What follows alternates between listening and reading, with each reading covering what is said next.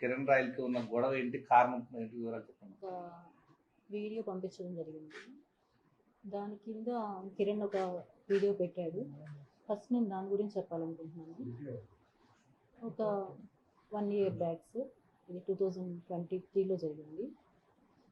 నేను హాస్పిటల్లో ఈరోజు ఎలా ఉన్నానో అలానే ఉన్నాగా, అతని మీద ఎక్కడ ఇష్యూ అవుతుందో అని చెప్పి అక్కడికి వచ్చి మా చిన్న అబ్బాయిని బెదిరించి కాళ్ళు పట్టుకొని, నా పొలిటికల్ లైఫ్ ఇది స్పాయిల్ అవుతుంది, నాకు ఇన్ని సంవత్సరాలు నా గోల్ స్పాయిల్ అవుతుంది, ఇప్పుడు మీరు ఇలా చేశారంటే అని చెప్పి ఒప్పించి నాకు అప్పుడు ఇమీడియట్గా 5 lakhs ఇస్తానని చెప్పి మొత్తం 30 lakhsకి ఇస్తానని చెప్పి ఒప్పందం చేశారు సార్. దానికి నేను 1% కూడా ఒప్పుకోలేదు. ఎందుకంటే నేను ఇచ్చిన డబ్బులు 1,20,00,000. అది కాకుండా నా నగలు 25 సవర్లు సార్. దీనికి నేను ఒప్పుకోలేదు. ఆ రోజు కూడా నా పిల్లలు వద్దమ్మా, ఇప్పటికి పోయిన పరువు చాలు, వద్దు, ఇక్కడికి ఆపేసే అన్నారు. కానీ ఆ తర్వాత కూడా అతను మమ్మల్ని బెదిరించడం కానివ్వండి, ఇవి ఏవీ తగ్గించలేదు. ఈవెన్ నా బిడ్డకి బాగాలేకుండా హాస్పిటల్లో ఉండి సర్జరీ అని కాల్ చేసినప్పుడు కూడా అతను ఎన్ని మాటలు అన్నాడంటే, ఆ వెంకటేశ్వర స్వామి ఉన్నాడు, నువ్వు చేసిన దానికి నీకు తగిన శిక్ష వేశాడు, ఇంతకింతకి నీ బిడ్డలు నువ్వు నాశనం అయిపోతా అన్నాడు.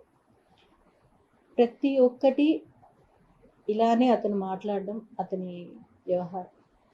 నాకు అతను ఎలా తెలుసు అంటే, మా అమ్మ వాళ్ళ ఇల్లు ఆంధ్ర కాలనీలో ఉంది సార్. దాని పక్కన అతను వచ్చి జాయిన్ అయ్యాడు ఇల్లు కట్టుకొని.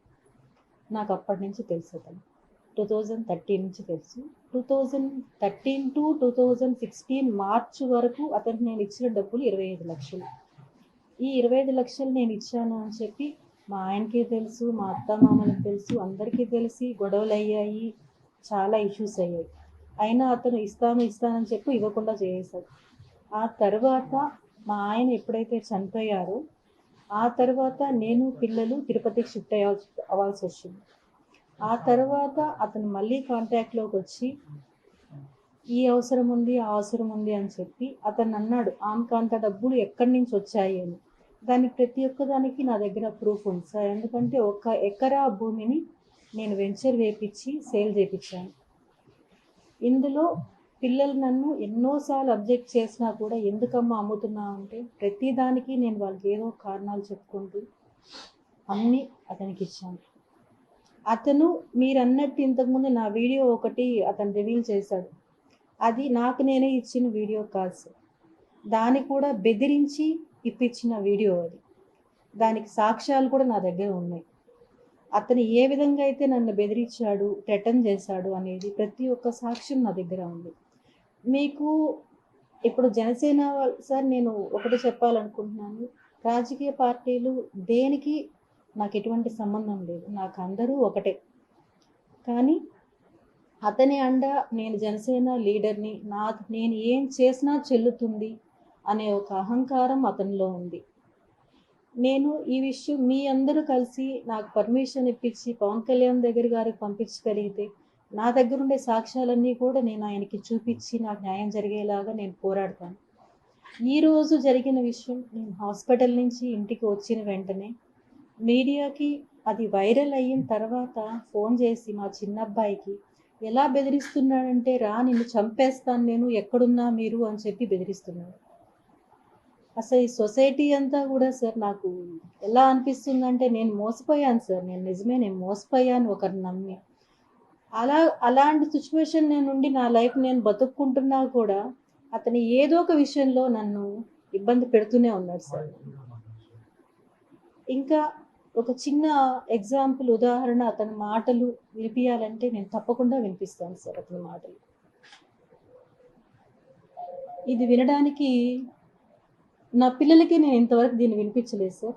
ఎందుకంటే ఒక తల్లిని ఇంకొక అతను మాట్లాడితే ఏ పిల్లలు భరించలేరు. ఈ రోజు అవసరం కాబట్టి నేను వినిపించాల్సి వస్తుంది సార్.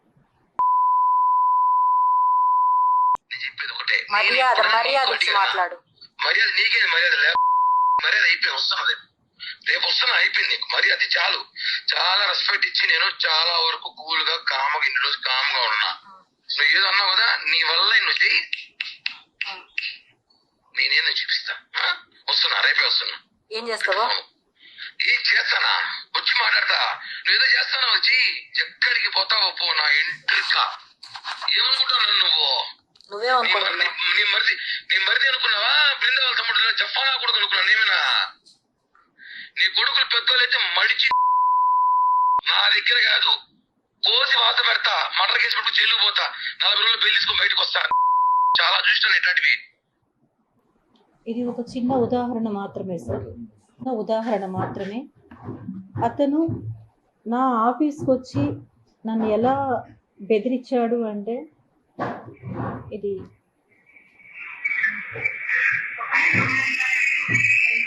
వాయిస్ అతను రావడం,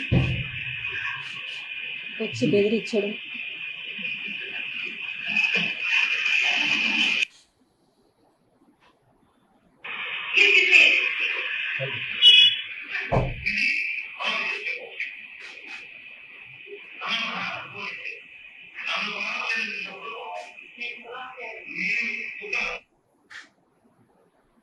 ఇలా ఒకటి కాదు సార్. ఇన్ని చేసినా కానీ నేను ఇన్ని ఇయర్స్ నేను కామ్గానే ఉన్నాను సార్. నేను ఈరోజు నా సిచ్యువేషన్ ఏమంటే, అతనికి నేను డబ్బులు ఇచ్చి నా పిల్లల భవిష్యత్తు నేను ఏమీ చేయలేకపోతున్నాను వాళ్ళకి. నేను నా డబ్బులు నాకు కావాలని పోరాటం చేస్తుంటే అతను బెదిరిస్తున్నాడు. దయచేసి అందరూ నాకు సాయం ఉండి నా డబ్బులు నాకు వచ్చేలాగా చేయండి సార్. Thank you.